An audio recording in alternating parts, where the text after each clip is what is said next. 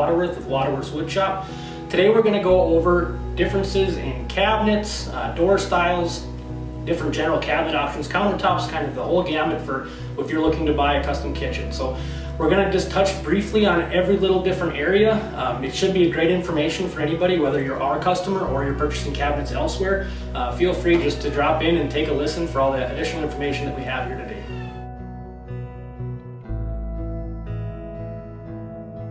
Waterworth's Wood Shop was founded in 1991 by my father Tim Waterworth while he was working at a commercial cabinet shop in the specialties department. He started working to do residential cabinetry for friends and family, which is what began Waterworth's Wood Shop.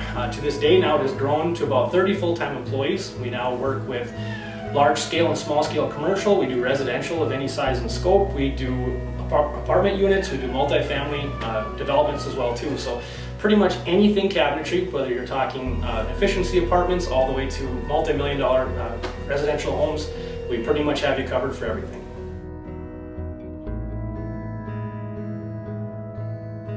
So one thing you're going to want to pay attention to when you're looking for cabinets is the general cabinet construction. Every place, every manufacturer is different.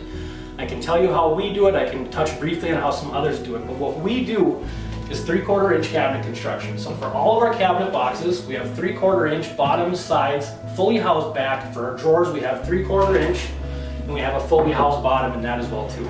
So everything we use, whether we're using commercial grade melamine, whether we're using UV plywood, no matter what we're using, we're always doing the same construction methods. Some places, in order to save money, a lot of times due to shipping, they will use lighter material. I do not recommend this if you can avoid it at all. A lot of places will go with 5/8 material for the cabinet box, which can lead to sagging and such over time. It can lead to warping in your cabinets as well too. In your drawer boxes, some places with the real cheap ones will go down to even 1/4 inch. If you can stay at 3/4 inch cabinet construction, you're going to make for a much better, sturdier cabinet over the long haul. Next, we're going to talk cabinet box material. So there's a number of different options you can use for cabinet box material. We only use the products that we feel are going to hold up well for us and our customers over time. Our primary source of cabinet box material is going to be number one. This is a plywood, UV finish on it, so it's extremely durable. The UV finish is so durable that it can kind of tend to be almost brittle, so we only use it on stationary parts of our cabinets. Very good product, used to be great priced. It's gone up some over time now with all the tariffs and stuff that have happened for the Chinese made products. We only use American products ourselves, but when the tariffs ended up hitting the Chinese market, it ended up causing the American prices to inflate as well too. Next, we're going to go over to our commercial grade melamines. Commercial grade melamine comes in a maple interior finish and it comes in a white interior finish. So what the melamine construction is where it's a thermally fused product. So you're going to have the exterior layer being thermally fused through the core to the bottom exterior layer. This is not to be confused with a cheap particle board with the contact paper put on it. It is not that product. Very good product, very scratch resistant. If I had to say the difference between the commercial grade melamines and the UV plywoods, it would simply come down to one thing, and that is that the commercial grade melamines are going to hold up slightly better initially to scratching and scuffs than the UV plywood will, but the UV plywood can tend to be a bit more forgiving because it is scratching simply into another layer of wood.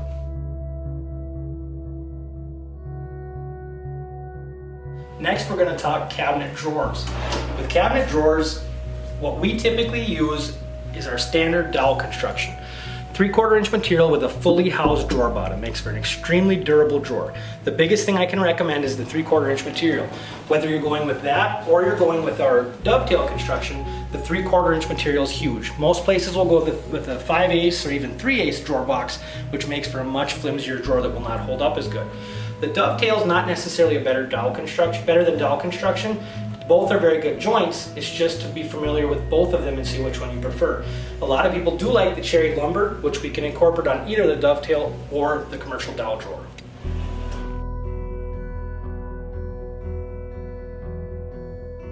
So with cabinetry, you've got a lot of different types of cabinetry and stuff that you may want to incorporate into your project. So what we're going to start with here is base cabinets. So when you're talking base cabinets on a standard cabinet, a drawer stack is kind of my go-to. And the reason for that is because when you have a drawer stack, You don't lose any space for the width. You get full depth drawers. We use Bloom hardware, so it's extremely good soft close mechanisms that are extremely overbuilt and going to hold up well.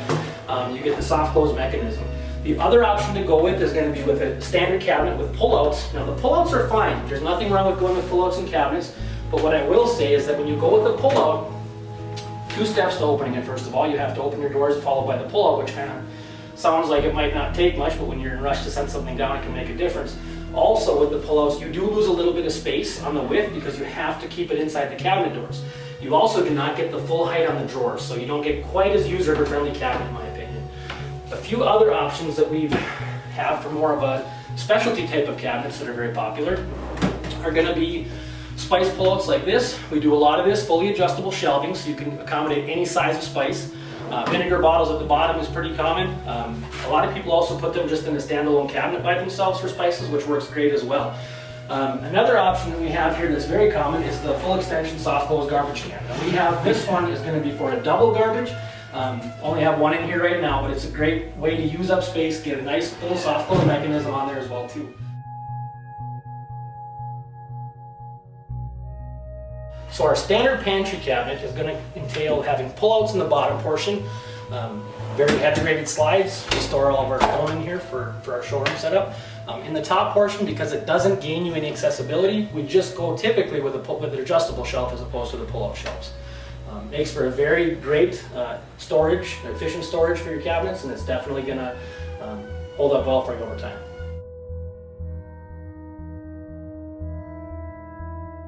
So next we're going to talk cabinet styles. What I mean by that, there's a lot of different terminology, but typically we see 3 general styles of cabinetry, and there's a lot of offshoots of each of them. Victorian style is going to be the most with the most details and options. Most style with the details and options. It's going to typically have a raised panel door, which you're also going to see inside and outside profiles with a panel profile. Everything can be interchanged on styles and profiles, but what you're typically looking for there is something with a bit more frills and details. The Victorian crown, as we call it, and there's a number of different versions of that, is going to be typically the most detail coming out of it. When we get away from those details, we get over to what's called a shaker style cabinet. Now what a shaker style cabinet is where we have a 2 1/4 inch, this is called a rail, this is called a style, with a flat inset panel. That is a true shaker style cabinet. With our shaker style cabinets, a lot of times we'll see shaker style crown as well, but a true shaker style door is going to be the 2 1/4 inch stiles and rails with a flat inset panel. When we get away from that, but we're still keeping with a similar look, we get into what's called our mission style. Now with the mission style, all we're saying is we're keeping that same flat panel, but we're tending to grow our stiles and rails to whatever size we want to. Typically 3 inches is a good common size, as you can see right here. This is a 3 inch stile and rail here. The other option with that is going to be to go with a 2 1/4 inch again, but we're adding profiles to it. So we have a bevel on the inside here and a bevel on the outside there. Another popular option for cabinet styles is going to be the more modern style. What a modern style cabinet typically entails is a flat slab door, flat slab drawer fronts, and flat slab crown. That's the typical modern style. It goes nice with a lot of different woods. Walnuts is very nice in that style. It gives you that nice, more modern style. And typically with that, you're also going to see a bar pull, but you're not limited to anything with that either.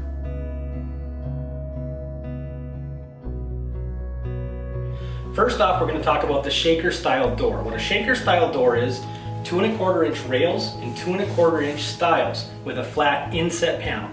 Any variation of that is no longer a shaker style door, and we start calling it, classifying it as a mission style door. What a mission style door can be is a number of different options, but we're keeping that same flat panel in the center, and we're on this option, for example, we've extended our frame here, our stiles and rails, to 3 inch width as opposed to 2 1/4. Another popular option for the mission style is going to have an inside and or outside profile. Typically on the mission or shaker style aesthetic, you want to have a lot of straight lines, so you're going with bevels as opposed to a lot of other profiles and details. When we get away from the mission style, what we're looking at next would be the raised panel door. What a raised panel door is where that center panel is raised to the same thickness as your outside frame. When you go this route, you can put your panel profile as a number of different options, and you can go with your inside and your outside profile, again, being mixed and matched however you would like. When we get away from the Victorian style, we go back to what's called a modern or a slab style door. Modern and slab style doors are just that. They are a full slab of lumber or sheet goods, depending on the type that you go with, and it'll just have a completely flat aesthetic.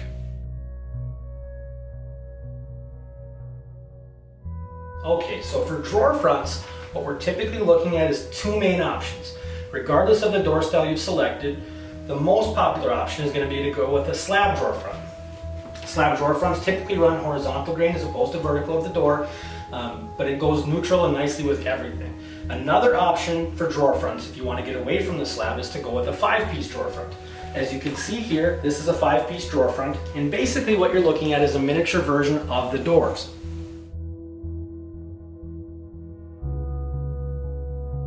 So for crown molding, we're purely talking aesthetic. With the crown molding, there's no right or wrong choice depending on the cabinet style. You can mix and match crown with styles of cabinets however you like. Most commonly, people do go with the shaker style crown to go with the shaker style door. Now what a shaker style crown molding is where it has a nice protrusion coming out. You get the nice 90-degree corners on the different heights and different depths of cabinets, but you're dealing with a flat board as opposed to having a lot of details to it. When we get away from that flat style look of the shaker crown, we get over to what's called a Victorian crown. Now a Victorian crown can be a number of different profiles. This is our standard Victorian, and it's going to have a lot of different details into the crown molding itself. It definitely can help to dress up the cabinet if you're going for that look. Again, just an aesthetic. Another option, whether we're talking shaker or Victorian, is we can go with what's called the 3-piece crown. Now with the 3-piece crown, all we do is we add a blow nose at the bottom with a flat spoil board in the center, and the top board is interchangeable between a shaker or a Victorian. This definitely will dress up your kitchen in a lot of different ways. What a lot of people do is they'll take and they'll put 3-piece at the taller cabinets and standard 1-piece at the lower cabinets if you have staggered heights on your cabinets. Another option, if you want to keep it real minimal, is going to be to go with a modern flatboard crown. This can be a number of different heights. This is shown in our 3-inch, but you can go up to 5 or 6 inches for the same price, possibly more depending on the type of finish.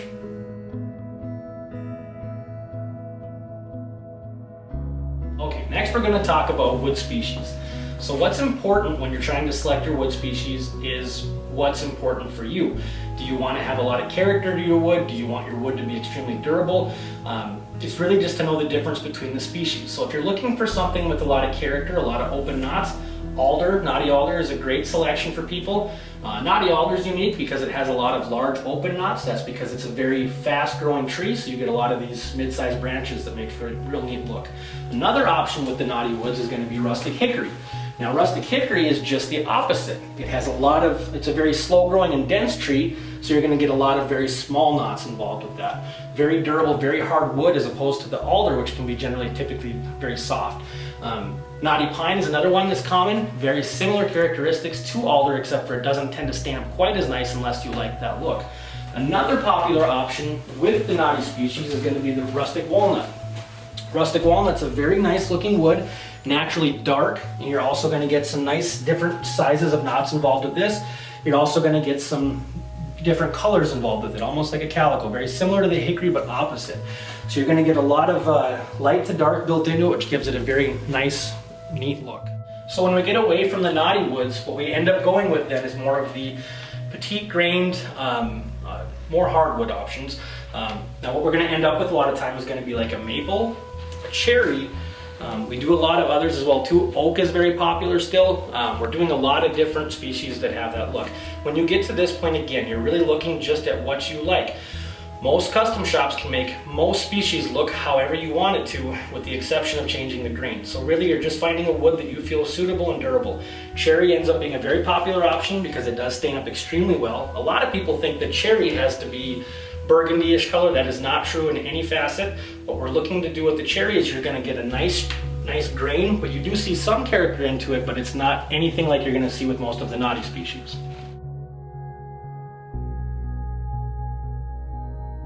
Okay, for our painted cabinets, what we use is a cherry face frame. Any lumber on the cabinets, we typically use a cherry. You can get by with maples, soft maples, and other grades as well too, but we typically use a cherry. For our doors and drawer fronts, we use a product called HDF. Now what HDF is an extremely dense version of essentially MDF. It's actually more dense than most softwoods out there, so it's going to hold up very well for you over time. The reason we use this is because on a typical cabinet door, if you use a 5-piece door as opposed to a solid HDF panel, what's going to end up happening is you're going to start seeing small cracks in your seams over time. So in order to avoid that and keep our customers happy in the long run, we've ended up switching to the HDF product. It's made for a great cabinet over the years. We've done thousands of them at this point, and people seem to be extremely happy with them. So we're going to talk next wood finishes. We use what's called a catalyzed lacquer. For all of our wood top coats, we're using a sealer and 2 top coats of catalyzed lacquer. And for our painted, we're using a product called a pigmented lacquer. There's many different options out there for finishes. What you want to make sure is that you're getting a very hard and durable finish that's going to hold up for years to come. One is not necessarily right and one is wrong. It's just to be aware of the differences of each type of finish. When you're talking about stain, what stain is just going to give you the color that you want to have out of your cabinet. You're not locked into colors for certain wood species. What you want to have is just a color that you like. It's not going to make the cabinet more or less durable, just a good color that you're comfortable with, and the same type of finish and top coat that we typically use.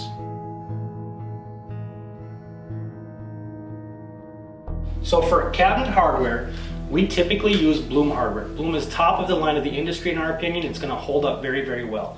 We use a 120-degree hinge with an integrated soft close. What integrated soft close means is you can close your door. It has built-in soft close. If you don't like the speed in which it closes, I can take it, put in one little button, close it one time, and now I have it on a much more rigid soft close. If I don't want to have soft close on my doors, I can take and simply turn both of them off, close it one time, and now I do not have soft close on my doors.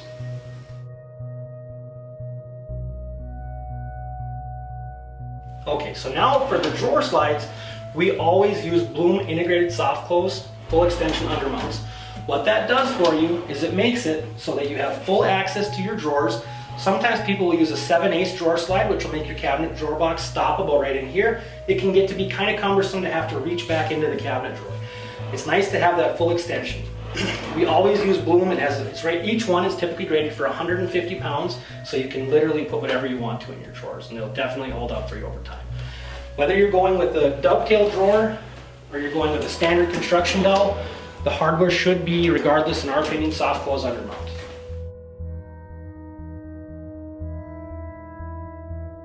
Next up, we're going to talk about cabinet handles and knobs.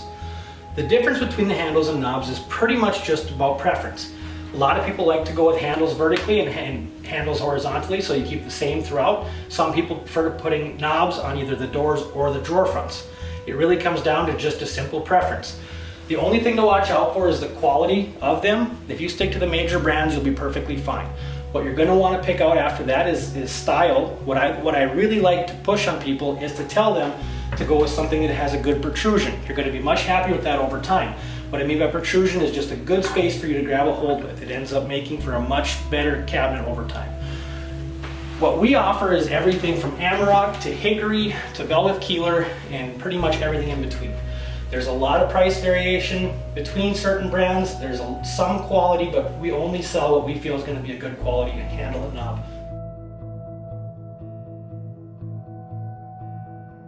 So with granite is simply a full slab of actual stone.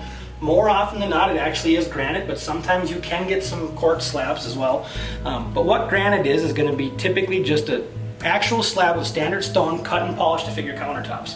Because it is so natural, you get a couple real advantages. Number one is that it's absolutely beautiful, and you get a much more natural look than you do with any other type of product. The disadvantages to that is because with natural stone, you're going to have small fissures that can run through the stone.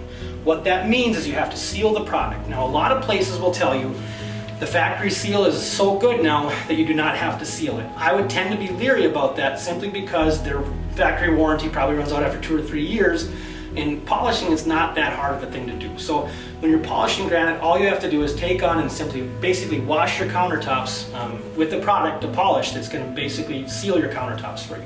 If you don't do that, what can end up happening is they'll look exactly the same, and then you'll have a coffee pot or you'll spill a glass of wine, your coffee pot will have a leak, you think you get it all cleaned up, you go back to wipe it off the next day, a spot that you missed, and if it wasn't sealed properly, now it's going to be absorbed into the stone through the fissures, and there's no way to get it back out of there.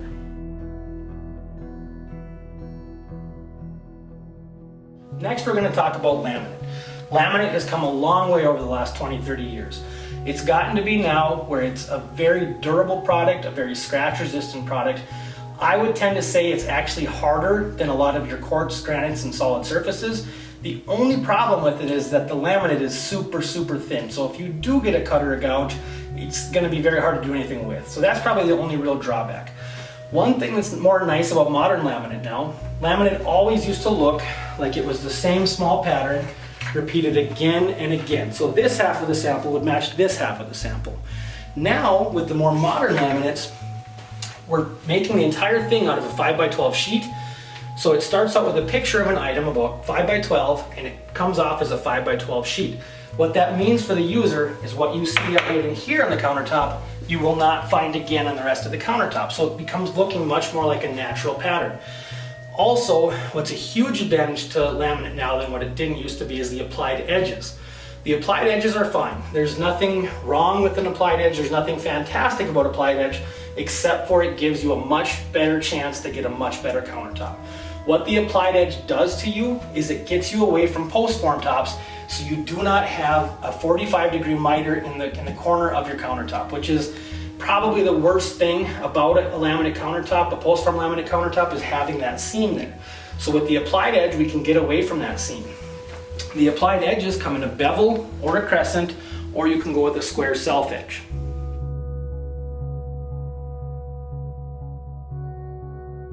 What quartz is a stone, but it's actually pulverized stone that's reconstructed back together to make it fit your countertop, make it be your countertop. What it is about 85 to 90% stone and about 10 to 15% resin holding those shards back together. Because of this, you get much more of a man-made product, which can sometimes look a bit less natural than granite, but it makes it much more user-friendly. The product is more consistent, it's more durable typically, and it's going to be less likely to scratch in most cases. Granite can vary a little bit because each stone's not made the same. Quartz, having that man-made element, is going to definitely make it a much more universal product.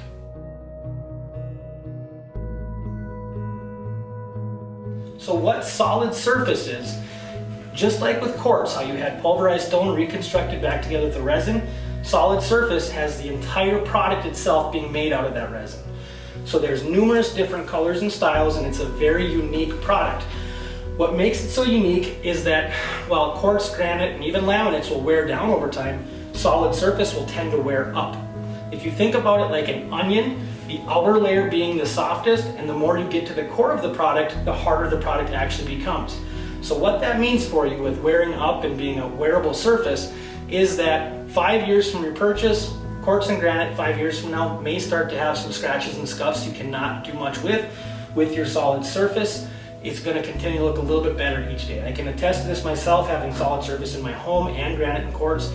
Over the 5-6 years my house has been built, my solid surface now looks better than the day it was put in, as opposed to my granite and my quartz starting to wear down over time. When we get away from the certain patterns with our solid surface, we can start getting into more of the grainier, longer flowing patterns, which are going to be mimicking the granite and the quartz much more. One thing that's nice about solid surface is that it's virtually seamless, as opposed to the other products that have seams, which they typically do a good job with. Solid surface seams are made from the same product that the material is made from. The only drawback to solid surface, in my opinion, is that it is softer than quartz and granite, so you can tend to get more surface scratches. But if you continually use it hard and keep your countertops washed with a white Scotch-Brite pad, you shouldn't have any issues with this over time.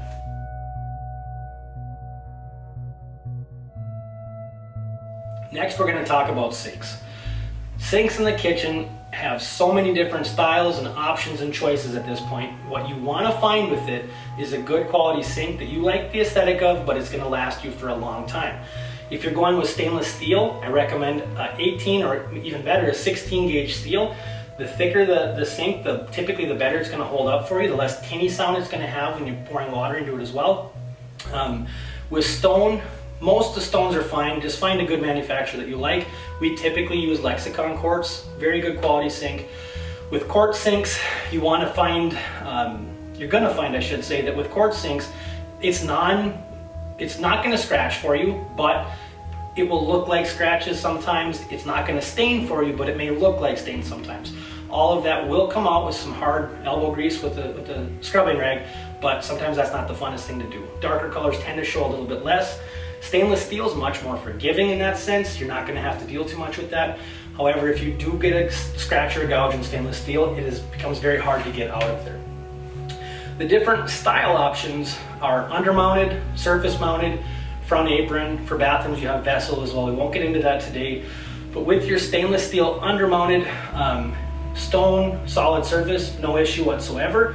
Stainless steel undermounted is just fine in laminate. You can go with a Koran sink. With a Koran sink, you're not going to have this ring that we've poured in this one.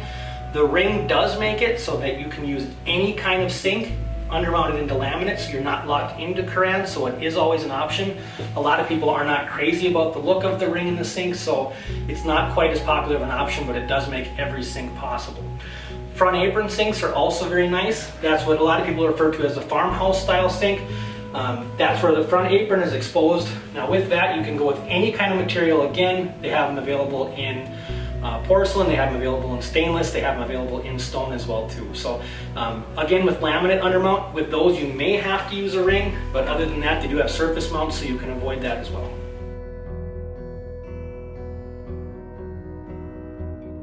We've now created a new line of cabinets called the Pembina Trail cabinets. This is our economical version of cabinets, while we're still using great quality materials, 3/4 inch boxes, 3/4 inch drawer boxes, Bloom soft close undermount slides, and Bloom soft close hinges. What we're doing with this line is making it so that it's affordable by cutting the options on the cabinet faces themselves. We want a cabinet that's durable, easy to clean, and is going to hold up for our users for 20 to 30 years. This cabinet is a great fit for garages, for apartment complexes, for multifamily housing, because overall it's a great fit with rental properties and so many more options. What we do with this is we have our same melamine cabinet construction. We have a Duramine flat slab door. Typically goes well with the bar handle, and we go with our drawer fronts being pretty much like this, with the handles coming across this way. Again, we have a ton of different color options in this. As you can see, we have some very nice modern looking color options here in the Duramine. And this ends up being an excellent product that competes against all of the lowest value cabinets out there, while still having an extremely good quality built into the product itself.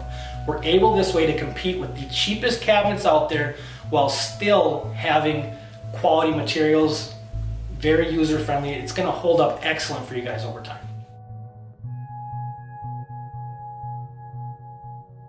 So once again, this is Marcus Waterworth, owner of Waterworth's Wood Shop. I want to thank everybody for tuning in today, giving us a listen. I hope that I helped you guys with some additional information on cabinets that you may not have had before. If you ever have any questions of any sort, do not hesitate to call us, 218-523-3035. Ask for anybody in the office, and we'll do everything we can to help you guys out. Whether you're purchasing cabinets from us, whether you're purchasing cabinets somewhere else, or you're trying to compare different places, we'd love to help you guys out and give you any information that we're able to. Thanks again for dropping by.